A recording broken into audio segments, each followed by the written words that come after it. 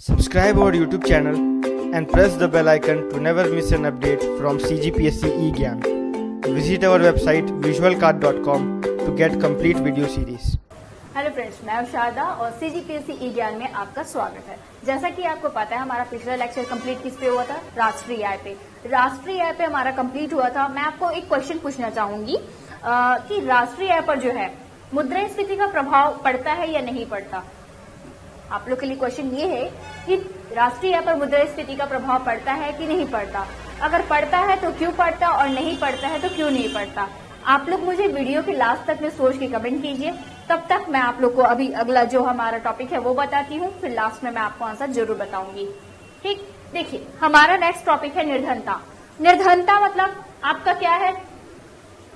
निर्धनता से तात्पर्य उस न्यूनतम आय से है जिसकी एक परिवार को अपनी आधारभूत आवश्यकताओं की पूर्ति हेतु आवश्यकता होती है और जिसे वह परिवार जुटा पाने में असमर्थ रहता है। मतलब कहने का मतलब क्या है? हर एक कोई भी परिवार हो, उसकी एक नीड्स होती है, जो बेसिक नीड्स होती है ना, उसे अगर वो पूरा नहीं कर पा रहा है तो वो क्या है? निर्धन है, निर्धनता रेखा से नीचे है। बेसिक नीड्स में हमारी क्या आती है? रोटी, कपड़ा, मकान आता है। यही अगर हम उसकी भी पूर्ति नहीं कर पा रहे हैं, हमारी आय इतनी नहीं है कि हम रोटी, कपड़ा, मकान की व्यवस्था नहीं कर पा रहे, तो इसका मतलब क्या है? हम निर्धन हैं। जैसे कि आगे ये बोलता है कि जो परिवार उस आय को जुटा पाने में असमर्थ रहता है उसके लिए कहा जाता है कि वह निर्धनता की रेखा से नीचे है। सीधी सी बात है, अगर हम अपने बेसिक नीड्स को ही नहीं पूरा कर पा रहे, इसका मतलब हम क्या है? निर्धन है, निर्धनता रेखा से नीचे है। ठीक, ये जो है आपका क्या निर्धनता का डेफिनेशन, एकदम सिंपल सा डेफिनेशन है कि अगर हम अपनी न्यूनतम आवश्यकताएं जिसमें हमारी बेसिक नीड्स शामिल है, अगर हम उसकी पूर्ति नहीं कर पा रहे हैं, मतलब निर्धनता रेखा से नीचे शामिल है। ठीक है, अब देखिए निर्धनता जो है निर्धनता की दो प्रकार है। कैसे? Types of poverty. कैसे? शहरी निर्धनता और ग्रामीण निर्धनता। शहरी निर्धनता और ग्रामीण निर्धनता। अभी क्या होगा? शहरी निर्धनता मीन्स क्या?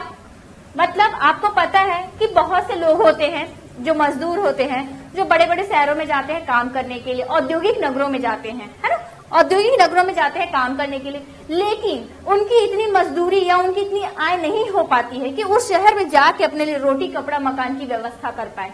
ठीक, तो वो क्या करते हैं? अगर वो रोटी, कपड़ा, मकान की व्यवस्था नहीं कर पा रहे, इसका मतलब क्या है? वो निर्धनता रेखा से नीचे है। शहरों में जा रहे हैं लेकिन उसको इतनी मजदूरी नहीं मिल पा रही कि वो अपने खाने के लिए, रहने के लिए और कपड़ा के लिए व्यवस्था कर पाए, तो ये हमारा किस में आएगा? शहरी निर्धनता। ठीक है, ये हमारा क्या हो जाएगा? शहरी निर्धनता। एंड नेक्स्ट अपना क्या है? ग्रामीण निर्धनता। ग्रामीण निर्धनता से आशय ये है कि गांवों में मुख्य व्यवसाय क्या होता है? कृषि मुख्य व्यवसाय होता है। ठीक, तो जब कृषि मुख्य व्यवसाय है तो क्या आप तो ये बात सभी जानते हैं, आप सभी जानते हैं कि भारत में कृषि की स्थिति कैसी है। ठीक है, कृषि की स्थिति हमारे यहाँ अच्छी नहीं है भारत में, और हमारी आज भी 75% जो जनसंख्या है कृषि पे निर्भर है, और हमारी जो ग्रामीण जनसंख्या है कृषि के कारण वो भी निर्धनता में है। क्यों निर्धनता में कृषि कर? क्योंकि कृषि के लिए वो क्या करते हैं?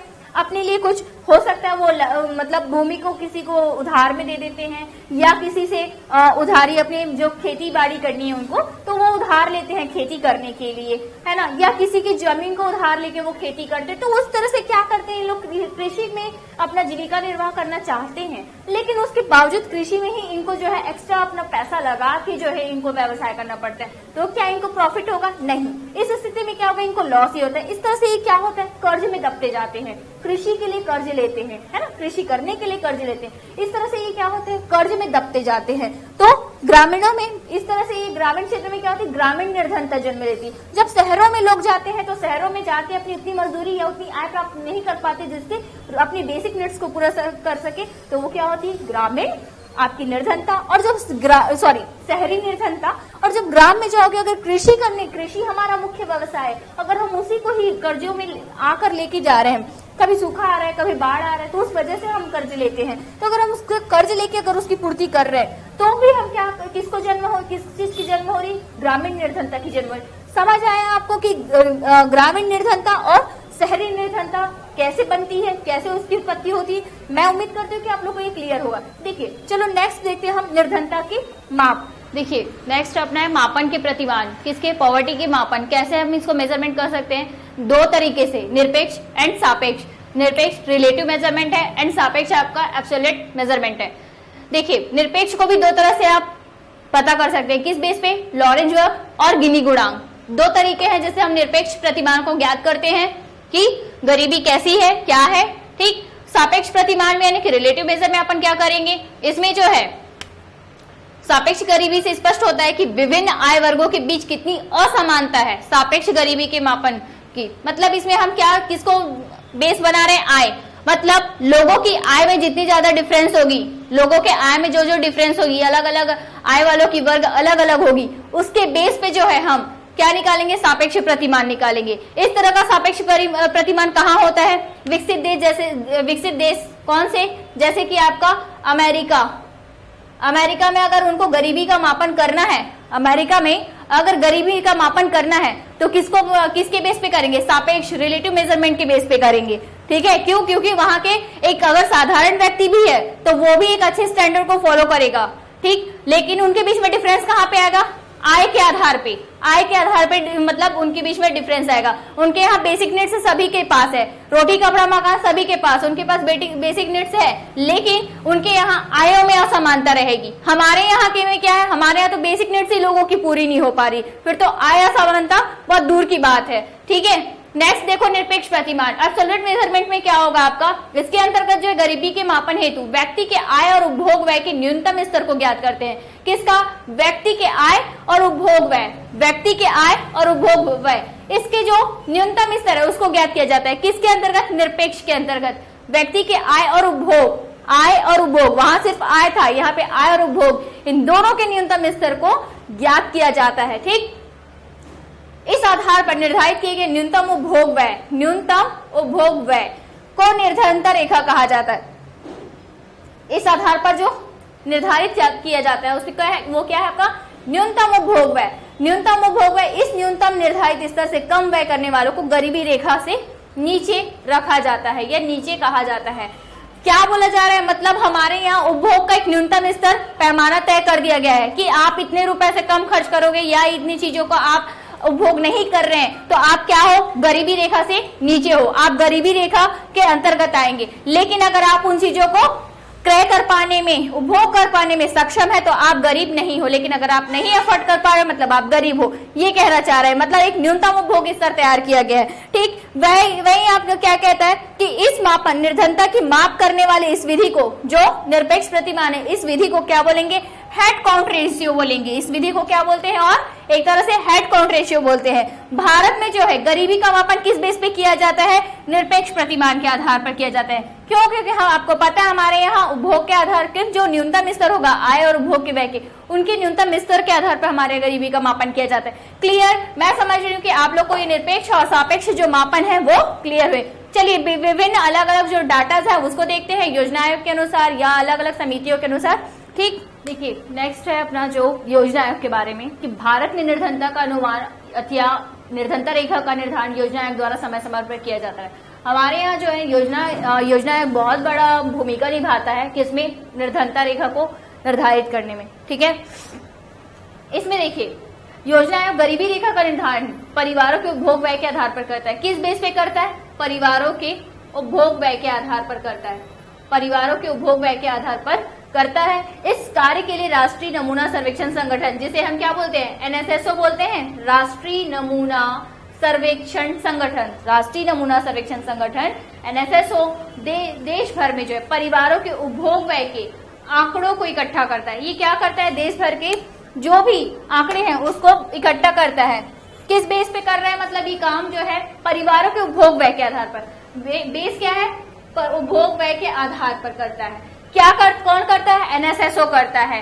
कैसे करता है, देश भर के परिवार के उपभोग व्यय के आंकड़ों को इकट्ठा करके अनुमान लगाता है कि हमारे यहाँ गरीबी की स्थिति क्या है। क्लियर, योजना आयोग ये कार्य करता है। योजना आयोग के अनुसार जो है व्यक्ति के ग्रामीण, देखो उन्होंने एक मानक तैयार किया कि ग्रामीण अगर क्षेत्र में निवासी है तो उस व्यक्ति को कितनी कैलोरी मिलनी चाहिए, अगर वो शहरी क्षेत्र में निवास करता है तो उसको कितनी कैलोरी मिलनी चाहिए। उनके लिए एक बेसिक जो है उन्होंने निर्धारण किया बेस कि ग्रामीण व्यक्ति को जो है भोजन में 2400 कैलोरी प्रतिदिन लेनी चाहिए और शहरी व्यक्ति को जो है भोजन में 2100 कैलोरी प्रतिदिन लेनी चाहिए। ग्रामीण में 2400 कैलोरी प्रतिदिन लेनी चाहिए, और आपका ग्रामीण में 2100 कैलोरी प्रतिदिन लेना चाहिए। क्लियर? उसके बाद देखिए, ये तो हो गया ये योजना आयोग का एक आधार हो गया कि वो क्या करता है, क्या कैसे करता है। अब उसने जो है उसको एक मतलब बहुत सारी समितियां गठित किया है। योजना आयोग ने समय समय पर बहुत सारी समितियां गठित किया है, जिसके बेस पे हमारे देश में गरीबी की स्थिति क्या है, कैसी है, वो चीज का पता लगाया गया है। जैसे कि पहली समिति क्या थी, वाई के अलग समिति। वाई के अलग समिति 1979 में गठित हुई थी। कब? 1979 में गठित हुई थी। इसमें क्या कहा गया कि इसी समिति ने जो है ग्रामीण और शहरी क्षेत्रों के लिए कैलोरी की अलग अलग मात्रा निर्धारित की। इस समिति ने किसको आधार बनाया? कैलोरी को। किसको आधार बनाया? कैलोरी को। और निर्धारित क्या किया कि ग्रामीण को 2400 कैलोरी और शहरी को 2100 कैलोरी। वाई के अलग समिति का क्या रहा है? वाई के अलग समिति का बेस जो है कैलोरी रहा है। कैलोरी में ग्रामीण क्षेत्र में 2400 और शहरी क्षेत्र में 2100 कैलोरी। ठीक, वही आपका दूसरा किसकी समिति है? डीडी लकड़वाला समिति। डीडी लकड़वाला समिति आया था 1993 में। ठीक, 1993 में आया। इन्होंने जो है इनका फॉर्मूला क्या था? शहरी और ग्रामीण गरीबी के आकलन हेतु क्रमशः औद्योगिक श्रमिकों और कृषि श्रमिकों के उपभोक्ता मूल्य सूचकांक। देखो, अगर वो शहरी है तो उसके लिए औद्योगिक श्रमिक उपभोक्ता मूल्य सूचकांक का आधार बनेगा। अगर वो गरीब ग्रामीण है तो उसके लिए कृषि और श्रमिक के उपभोक्ता मूल्य सूचकांक को आधार बनाया जाएगा। क्लियर? इसमें किसका आधार बनाया जा रहा है? शहरी के लिए औद्योगिक श्रमिक, ग्रामीण के लिए कृषि श्रमिक, उनके उपभोक्ता मूल्य सूचकांक को आधार बनाया जा रहा है। ठीक, नेक्स्ट आता है आपका सुरेश तेंदुलकर समिति। ये इसकी रिपोर्ट जो है 2009 में आई थी। वैसे ये समिति 2007 के लगभग में गठित की गई थी, जिसकी रिपोर्ट 2009 में आई। इस समिति ने जो है उपभोग बास्केट में परिवर्तन किया।